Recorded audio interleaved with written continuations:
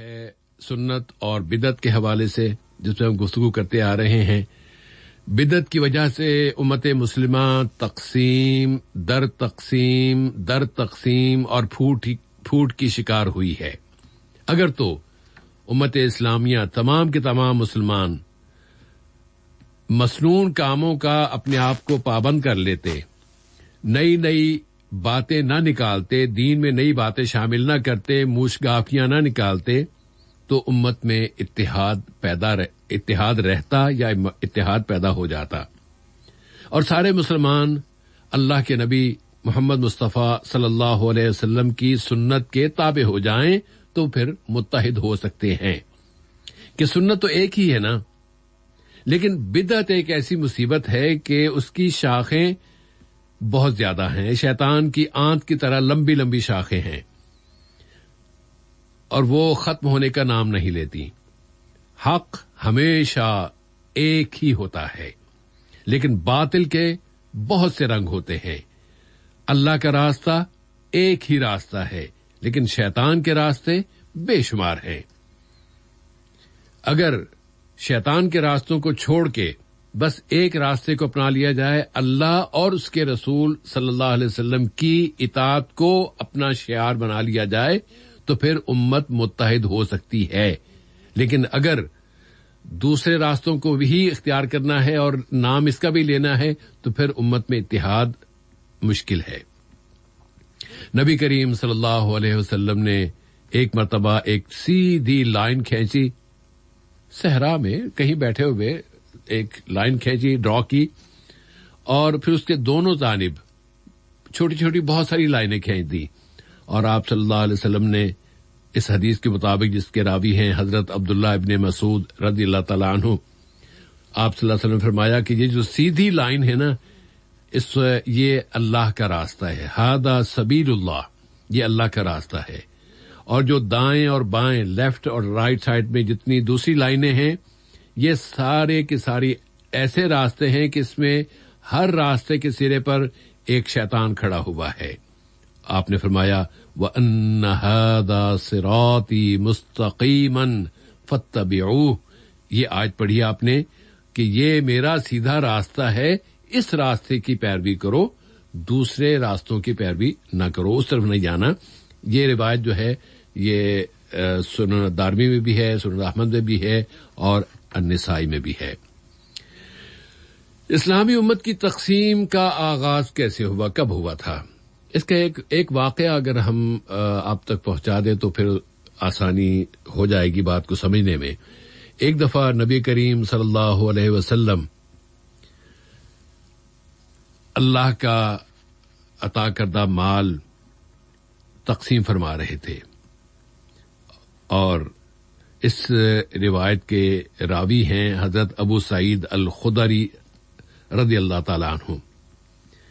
نبی صلی اللہ علیہ وسلم تقسیم فرما رہے تھے تو ایک شخص آیا جس کا نام ہے ذوالخویسرہ.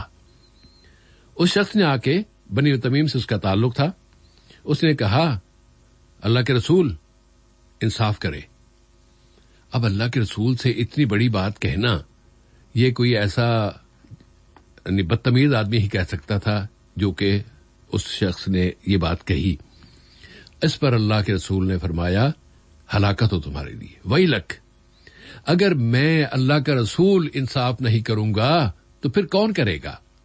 اللہ کے رسول سے تم اس طرح کی بات کہہ رہے ہو کہ میں انصاف کروں، گویا کہ میں انصاف نہیں کر رہا اور تم مجھے تلقین کر رہے ہو یا ہدایت دے رہے ہو. اس پر حضرت عمر رضی اللہ تعالیٰ عنہ نے کہا کہ یا رسول اللہ، مجھے اجازت دیجیے، میں اس کی گردن اڑا دیتا ہوں. اب یہاں جو جس موڑ پر بات پہنچی ہے ذرا اس پہ توجہ کیجیے گا. اللہ کے رسول صلی اللہ علیہ وسلم نے اس موقع پر پھر یہ فرمایا کہ عمر چھوڑ دو اس شخص کو. یہ تو ایک شخص ہے، اس نے یہ بات کہی ہے. اس کے بعد تو ایسے لوگ بھی آئیں گے جو اتنے عبادت کرنے والے ہوں گے، اتنے عبادت گزار ہوں گے، اتنے نیک ہوں گے کہ تم لوگ جو صحابہ ہیں، حضرت عمر سے مخاطب ہو کیا آپ صلی اللہ علیہ وسلم فرما رہے ہیں کہ تمہیں ان کو دیکھتے ہوئے اپنی عبادت اور اپنے روزے بہت معمولی محسوس ہونے لگیں گے. اتنے لمبے روزے اور اتنی لمبی عبادت، اتنی اس میں رقت اور اتنی زیادہ تقوی اس میں ظاہر ہو رہا ہے. یہ اس گروہ سے اس کا تعلق ہے. اور ان کے روزے دیکھو گے تو تمہیں اپنے روزے چھوٹے لگنے لگیں گے، حقیر لگنے لگیں گے. اور تم ان کی نماز دیکھو گے تو تمہیں اپنی نماز تمہیں حقیر نظر آنے لگے گی. وہ لوگ جب قرآن پڑھیں گے تو قرآن ان کے گلے سے آگے نہیں جائے گا، اور وہ دین سے اس طرح نکل جائیں گے جس طرح بہت تیز تیر شکار کو جا کے لگتا ہے اور اس کے بعد آر پار ہو جاتا ہے، اور اس تیر کو اس شکار کا خون بھی نہیں لگتا، اتنی تیزی سے وہ نکل جاتا ہے. یہ ان لوگوں کا یہی حال ہے جو دین میں غلو کرتے ہیں، دین میں بہت زیادہ شدت اختیار کرتے ہیں. نمازیں پڑھ رہے ہیں تو اس میں شدت، روزہ رکھ رہے ہیں اس میں شدت، بات کر رہے ہیں اس میں شدت. یہ جو انتہا پسندی اس دور میں اس طرح کی انتہا پسندی ہوتی تھی. ٹیررزم یہ تھا جس میں اللہ کے رسول سے کہا جا رہا ہے کہ یا رسول اللہ انصاف کرو. وہ دور آیا، صحابہ نے وہ دور دیکھا کہ ہزاروں کی تعداد میں پھر وہ خوارج اٹھے جو کہ انتہائی عبادت گاہ پوری رات عبادت کرنے والے لوگ، اور ان کو دیکھیں تو لگتا ہے کہ ان سے زیادہ اللہ سے ڈرنے والا کوئی نہیں. وہ لوگ حضرت علی کے خلاف اٹھ کھڑے ہوئے اور باقاعدہ انہوں نے جنگ کی، اور حضرت علی کو ان سے یہ جنگ لڑنا پڑی، جس کی اطلاع خود اللہ کے رسول صلی اللہ علیہ وسلم اپنی حیات مبارکہ میں دے گئے تھے. اور حضرت علی علیہ السلام کا تو یہ مقام ہے کہ ان کی جتنی جنگیں ہیں، ہر جنگ کے حوالے سے اللہ کے رسول صلی اللہ علیہ وسلم یہ بتا گئے تھے کہ اس میں حق علی کے ساتھ ہوگا. تمام جنگوں میں حق حضرت علی کے ساتھ تھا. بہرحال وہ ایک الگ موضوع ہے، لیکن ضمن اس کا ذکر آ گیا. تو یہ لوگ جو اس طرح کے جذباتی انداز میں اسلام میں غلو کا اظہار کرنے والے لوگ تھے، یہ خوارج، یہ ان کی ایک مثال اللہ کے رسول صلی اللہ علیہ وسلم کی زندگی میں پیش آئی کہ ایک یہ ذوالخویسرہ آ گیا، اس نے یہ اتنی بدتمیزی کی، اور پھر اس کے بعد پھر الخوارج آ گئے. اس کے بعد وہ ایک دور تھا، وہ گزر گیا. پھر ہمارے ہاں ہماری اسلامی امت میں صوفیوں کا دور آ گیا، اور صوفیوں نے اسلام میں تبدیلیاں لانا شروع کی. ایک آدھ تبدیلی نہیں بلکہ بے شمار تبدیلیاں لے کے آئے صوفی. انتہا پسند اور غلو کے شکار خوارج کے بعد یہ صوفی آئے، اور صوفیوں نے یہ کہنا شروع کر دیا کہ ہم شریعت کی نہیں اپنے دل کی آواز سنتے ہیں. ہم شریعت سے نہیں بلکہ اپنے دل کی آواز پر لبیک کہتے ہیں، اور ہمارے براہ راست ڈائریکٹ اللہ تعالی کے ساتھ ہمارے دل جڑے ہوئے ہیں، اور براہ راست ہم اللہ سے ہدایت لیتے ہیں. جو بات ہمارے دلوں میں اللہ کی طرف سے القاء کر دی جاتی ہے بس وہی صحیح ہے، ہم شریعت کو نہیں مانتے. ان کا یہ بھی کہنا ہے کہ رب کی شریعت کو نہیں بلکہ اپنے ذاتی وجدان کو ہم اپنا حکم مانتے ہیں. اور حکم کس کو کہتے ہیں؟ فیصلہ کرنے والے کو. اگر ہم کسی کام کے حوالے سے ہم معلوم کرنا چاہیں کہ اسلام میں اس کام کے حوالے سے کیا حکم ہے، جائز ہے کہ ناجائز ہے، تو ہم شریعت کا رخ کرتے ہیں، اللہ اور اس کے رسول کو دیکھتے ہیں، قرآن پاک کو دیکھتے ہیں، اللہ کے رسول نے کیا فرمایا ہے. لیکن یہ صوفی کہتے ہیں کہ نہیں، نہ قرآن کو دیکھو، نہ قرآن کو پڑھو، نہ شریعت کی طرف دیکھو، بلکہ اپنے دل سے ہم فتویٰ لیتے ہیں، دل سے ہم دل کو حکم مانتے ہوئے اس کا فیصلہ لیتے ہیں. پھر انسان کے لیے وہ کہتے ہیں کہ یہ ضروری نہیں ہے کہ رب کے حکم کو مانے، بلکہ اس کے لیے ضروری یہ ہے کہ وہ اپنے دل کا حکم مانے. اور اسی ضمن میں یہاں تک بھی بات پہنچ گئی کہ میرے دل نے میرے رب سے یہ بات نقل کی ہے. اس پر امام ابن تیمیہ نے تبصرہ کرتے ہوئے، اور ان کے جو علامہ ابن القیم تھے، انہوں نے اپنے استاد ابن تیمیہ کا یہ قول نقل کیا ہے کہ جو لوگ یہ کہتے ہیں کہ حدثنی قلبی عن ربی، کہ میرے دل نے میرے اللہ سے سن کر یہ بات کہی ہے، اللہ سے یہ بات نقل کی ہے، تو ٹھیک ہے، یہ بات ان کے دل کی ہے، لیکن ان کے دل نے اللہ سے نہیں بلکہ شیطان سے سنا ہے. ان کے شیطان نے ان کے دل میں یہ بات ڈالی ہے جو وہ اللہ کی طرف منسوب کر رہے ہیں. اگر یہ بات کہتی کہ حدثنی قلبی عن ربی، اس کی نبی کریم صلی اللہ علیہ وسلم یہ بات فرماتے تو پھر بھی کوئی اس کی کسی نہ کسی انداز میں اس کی توجیہ پیش کی جا سکتی تھی، لیکن اللہ کے رسول نے بھی یہ بات کبھی نہیں فرمائی کہ میرے دل نے اللہ سے یہ بات سن کے میں آپ کو بتا رہا ہوں.